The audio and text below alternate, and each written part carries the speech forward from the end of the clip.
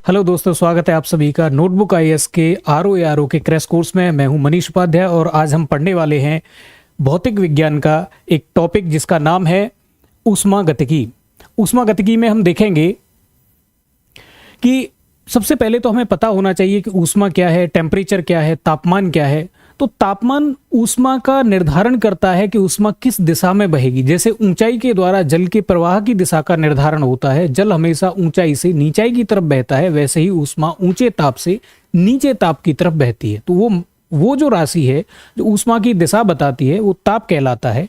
यहाँ पे ऊष्मा की बात करें तो ऊर्जा का वह प्रकार जो ये बताता है कि कोई चीज ठंडी है अथवा गर्म, उसे हम क्या कहते हैं, ऊष्मा कहते हैं। ये किसी के ठंडे होने या गर्म होने का एहसास कराती है। ऊष्मा के मात्रकों की बात करें तो क्योंकि ऊष्मा भी ऊर्जा का ही एक प्रकार है, इसलिए ऊष्मा के भी वही सारे मात्रक होंगे जो ऊर्जा के होते हैं। जैसे इसका ऐसा यूनिट जूल होता है, लेकिन इसका नॉर्मल यूज के लिए एक यूनिट है कैलोरी। अब कैलोरी में एक बात यहाँ पे ये खास ध्यान देने वाली है कि कैलोरी में 4.18 जूल होते हैं। अब ये जो निर्धारित किया गया, ये थॉमस जूल नाम के एक साइंटिस्ट हैं, उन्होंने निर्धारित किया।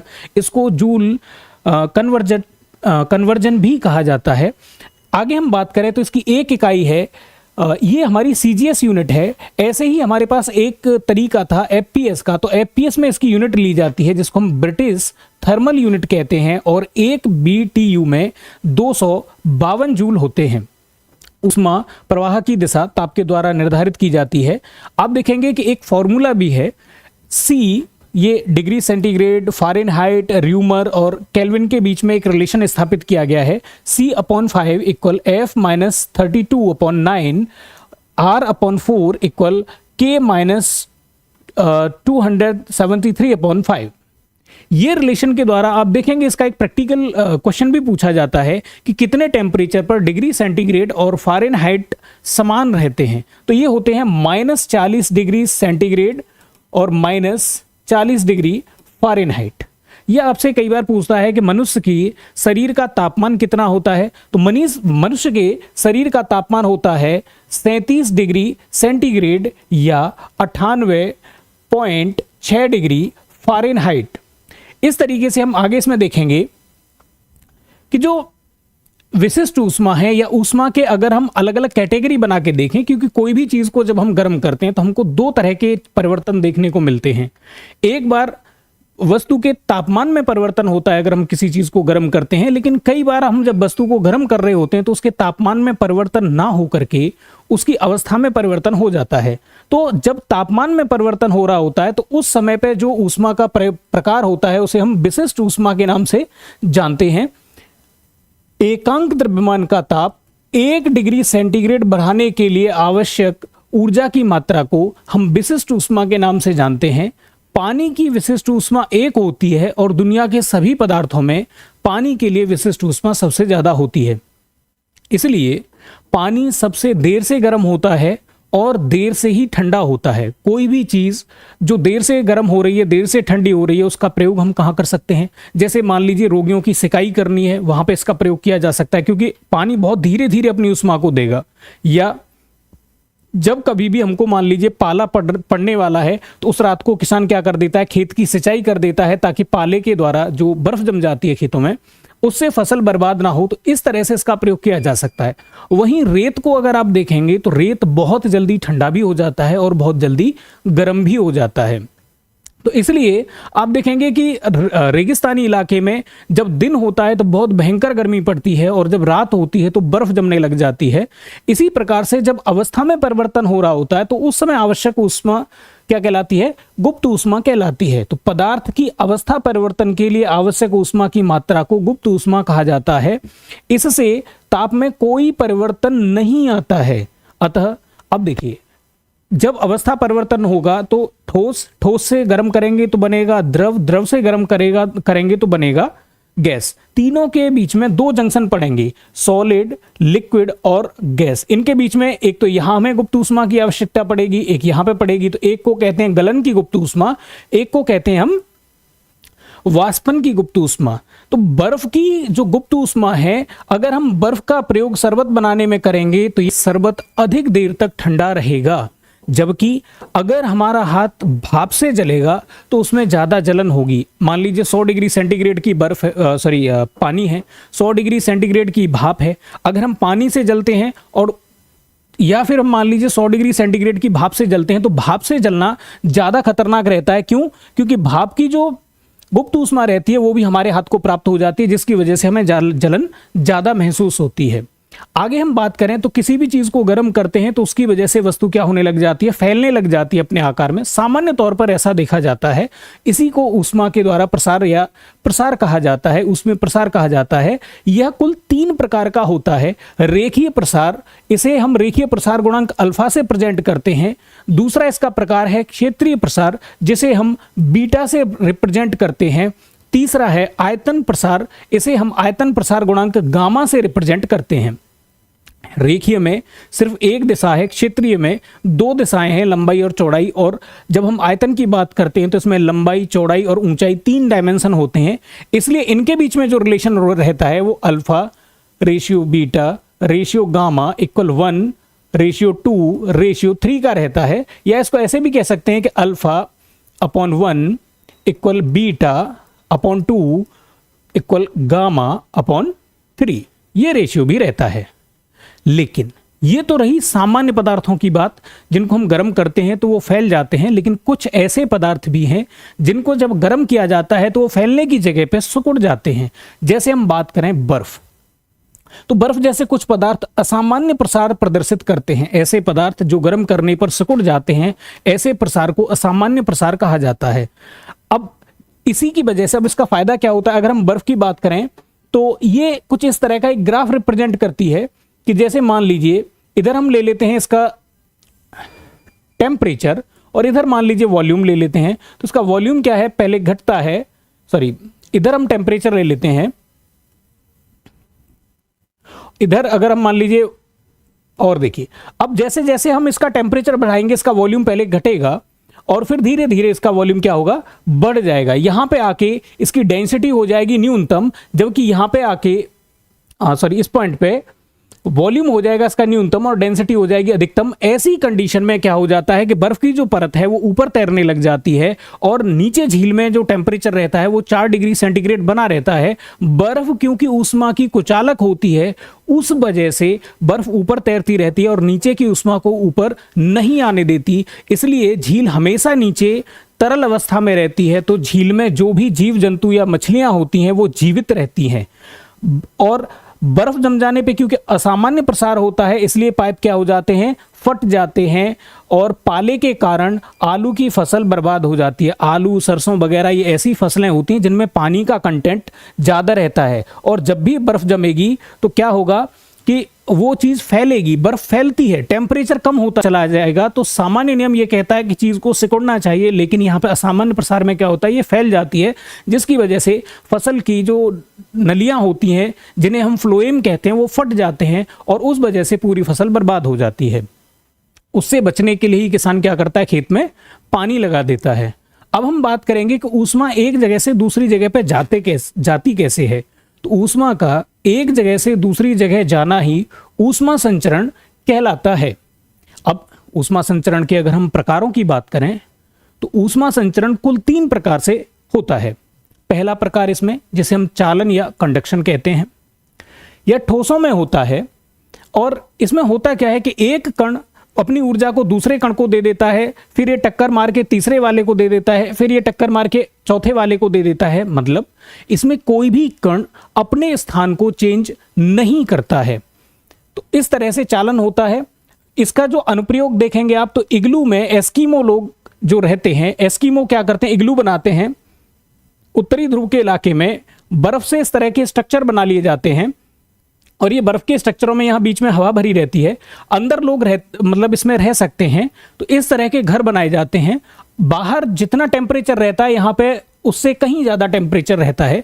इसकी वजह से यहाँ रहना पॉसिबल हो पाता है। ये भी किसकी वजह से है, ये चालन की वजह से है। क्यों? क्योंकि चालन में क्या हो रहा है कि ठोस में ऊष्मा प्रवाहित होती है। अब बीच में अगर एयर आ गई तो यहाँ बर्फ ठोस है, यहाँ बर्फ ठोस है, बीच में क्या आ गई, एयर आ गई, उसकी वजह से यहाँ पे गैप आ गया और इस वजह से ऊष्मा अब अंदर से बाहर नहीं जा पाएगी। या सर्दियों में धातु जो है वो लकड़ी की अपेक्षा क्या लगती है, थोड़ी सी ठंडी आपको लगती है, या गर्मियों में धातु छूना गर्म लगता है और लकड़ी को छूना उतना गर्म नहीं लगता है। वजह कि लकड़ी क्या है, एक इंसुलेटर है जिसमें से ऊष्मा का आदान प्रदान नहीं हो पाता है, जबकि धातु एक चालक है जो हमारे हाथ से या तो ऊष्मा को ले सकती है या दे सकती है, डिपेंड करता है कि उसका टेम्परेचर हमसे ज़्यादा है या कम है। तो इस आधार पर लकड़ी हमको क्या लगती है, ना उतनी गर्म लगती है ना ठंडी लगती है। मिट्टी के कप में चाय पीना सुविधाजनक होता है, क्यों? क्योंकि मिट्टी से होकर ऊष्मा का आदान प्रदान नहीं हो पाता है, लेकिन अगर हम धातु के कप में चाय पिएंगे तो उससे पहले हमारे होंठ जल जाएंगे, इस वजह से वहां पर दिक्कत होने की एक पॉसिबिलिटी रहती है। बात करें हम, जो हमारे पास दूसरा इसका प्रकार है वो है संवहन। अब संवहन में क्या होता है, ये तरलों में होता है। देखिए जो पदार्थ हैं, पदार्थ की मुख्य रूप से 3 अवस्थाएं होती हैं। एक को हम कहते हैं ठोस, दूसरे को हम कहते हैं द्रव, और तीसरे को हम कहते हैं गैस।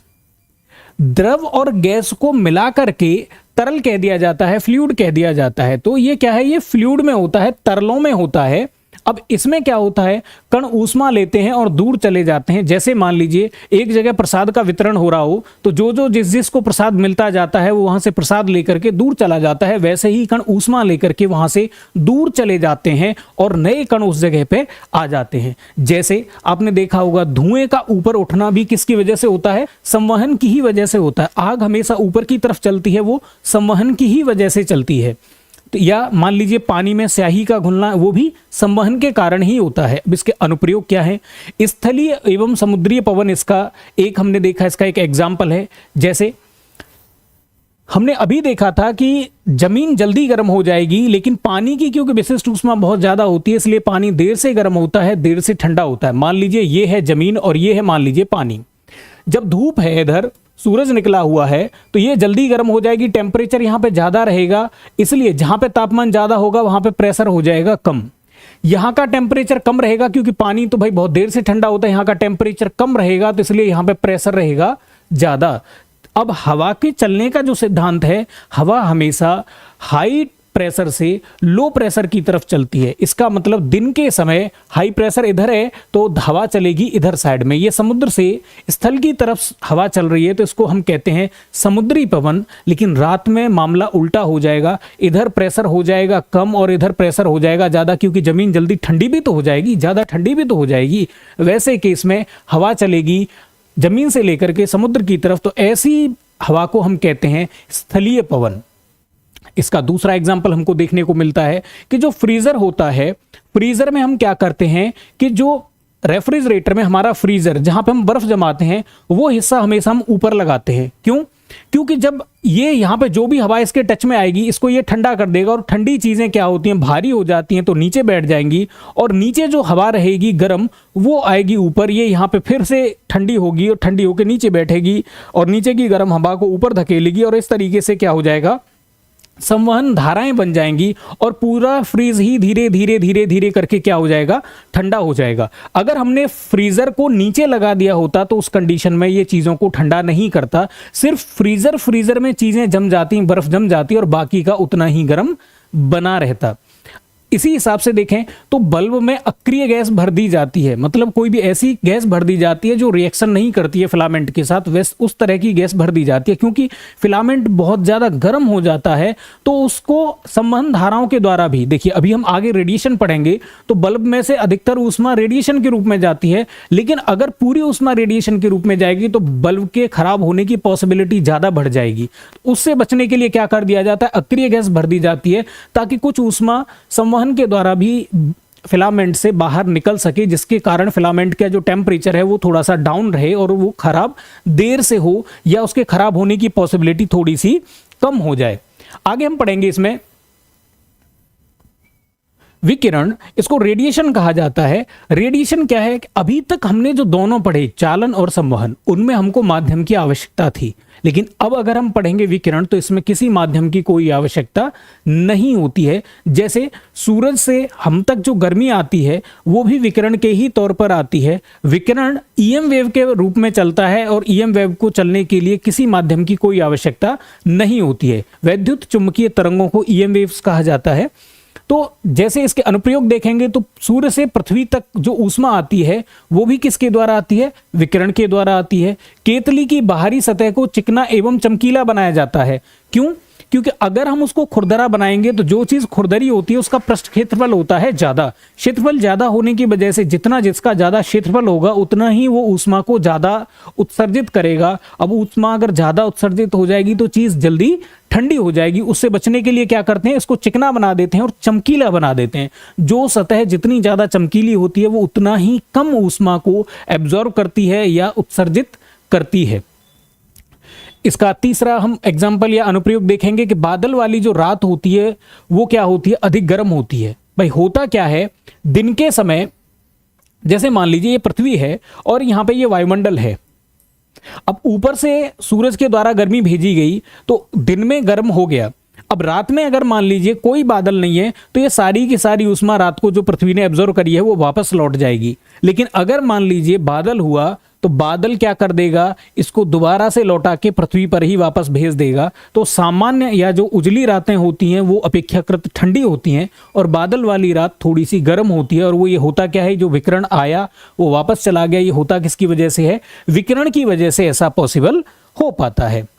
आगे हम देखेंगे गलनांक के बारे में, मेल्टिंग पॉइंट के बारे में। तो मेल्टिंग पॉइंट एक्चुअली है क्या, किसी भी चीज को, जैसे मान लीजिए अभी हमने देखा था कि एक ठोस है, एक द्रव है, फिर और गर्म करेंगे तो ये बन जाएगा गैस। तो जब कोई ठोस किसी लिक्विड में कन्वर्ट होता है, किसी द्रव में परिवर्तित होता है, तो वैसी कंडीशन को गलनांक कहा जाता है। एक स्पेशल टेम्परेचर पर, जैसे मान लीजिए अगर ये बर्फ है और मान लीजिए ये पानी है तो ये 0 डिग्री सेंटीग्रेड पर पानी में कन्वर्ट होगी तो इसे बर्फ का गलनांक कहा जाएगा। तो जो पदार्थ गर्म करने पर सिकुड़ते हैं उन पर अगर हम दाब बढ़ा दें तो गलनांक क्या हो जाता है, घट जाता है। इसके एग्जाम्पल हैं जैसे बर्फ है, बिस्मित है, कच्चा लोहा है, ये इसके उदाहरण होते हैं। लेकिन कुछ ऐसे पदार्थ होते हैं जो क्या करते हैं कि जिनको अगर हम गर्म करें तो वो फैल जाते हैं। अगर उन पे हम दाब बढ़ाएंगे तो उनका गलनांक क्या हो जाएगा, बढ़ जाएगा। जैसे मोम हो गया या बाकी सारे पदार्थ हैं। और अगर मान लीजिए कि हम टेम्परेचर के या प्रेशर के अलावा बात करें तो अशुद्धि को बढ़ाने पर भी गलनांक बढ़ता है। अशुद्धि अगर हम बढ़ाते जाएंगे, मिलाते जाएंगे पदार्थ में, तो भी गलनांक क्या हो जाएगा, बढ़ जाएगा। इसके लिए आयतन वाला कोई यहाँ पे कॉन्सेप्ट काम नहीं करता है, चाहे कैसी भी कंडीशन हो उस सब में ये लागू रहता है। अब दूसरा आता है क्वथनांक। जैसे किसी चीज को हम द्रव से गैस में कन्वर्ट करते हैं तो एक स्पेशल टेम्परेचर पर कोई द्रव किसी गैस में कन्वर्ट होता है। अगर मान लीजिए ये पानी है और मान लीजिए हम बात कर रहे हैं यहाँ पे वाष्प की, तो ये एक स्पेशल टेम्परेचर पर होगा। 100 डिग्री सेंटीग्रेड पर पानी उबलना स्टार्ट हो जाएगा और भाप में बदल जाएगा। तो जो 100 डिग्री सेंटीग्रेड है इसी को हम क्वथनांक कहते हैं। किसी चीज के उबलने को क्वथन कहा जाता है। तो दाब बढ़ाने पर क्वथनांक बढ़ता है और अगर हम अशुद्धि मिला देते हैं तब भी क्वथनांक बढ़ता है। तो क्वथनांक में आपको याद रखना है कि चाहे आप प्रेशर बढ़ाएं, चाहे आप उसमें कोई इम्प्योरिटी मिलाएं, तब भी क्वथनांक बढ़ेगा ही बढ़ेगा। अब हम बात करते हैं आगे वाष्पन की, इवेपोरेशन की। इवेपोरेशन देखिए, प्रत्येक ताप पर गैसें क्या होती रहती हैं, प्रत्येक ताप पर द्रव क्या होता रहता है, गैस में कन्वर्ट होता रहता है। जैसे पानी के लिए अभी हमने पढ़ा था कि ये क्वथनांक 100 डिग्री सेंटीग्रेड पर कन्वर्ट होगा गैस में, लेकिन इसके अलावा भी पानी गैस में लगातार कन्वर्ट होता रहता है, चाहे वो 0 डिग्री सेंटीग्रेड टेम्परेचर ही क्यों ना हो, चाहे वो 5 डिग्री सेंटीग्रेड टेम्परेचर ही क्यों ना हो, लेकिन ये परिवर्तित होता रहेगा।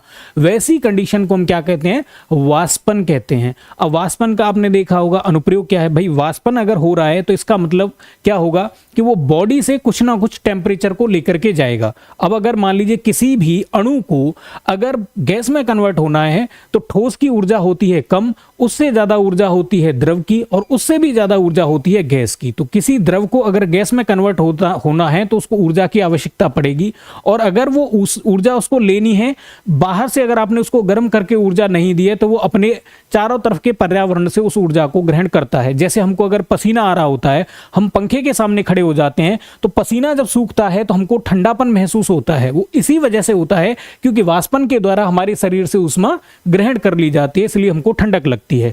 कूलर का जो सिद्धांत है वो भी इसी आधार पर काम करता है।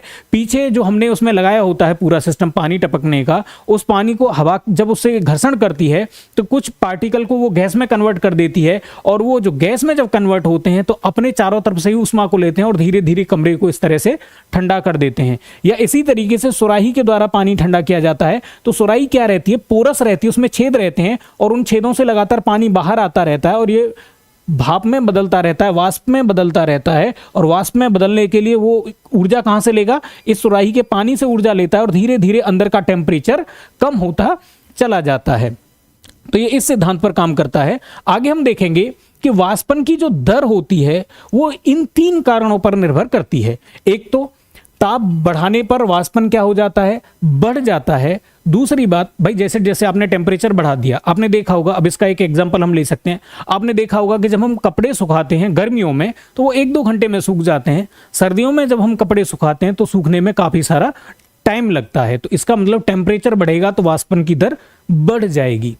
दूसरी बात, खुला पृष्ठ बढ़ाने पर भी वाष्पन क्या हो जाता है, बढ़ जाता है, वाष्पन की दर बढ़ जाती है। जैसे आप किसी कपड़े को भिगो करके एक जगह पे इकट्ठा करके रख दीजिए तो उसको सूखने में बहुत सारा टाइम लगेगा, लेकिन अगर उसको आप बिखरा देते हैं तो उसमें कम टाइम लगता है। जैसे आपने पृष्ठ क्षेत्रफल बढ़ाया तो उसके सूखने की दर बढ़ गई।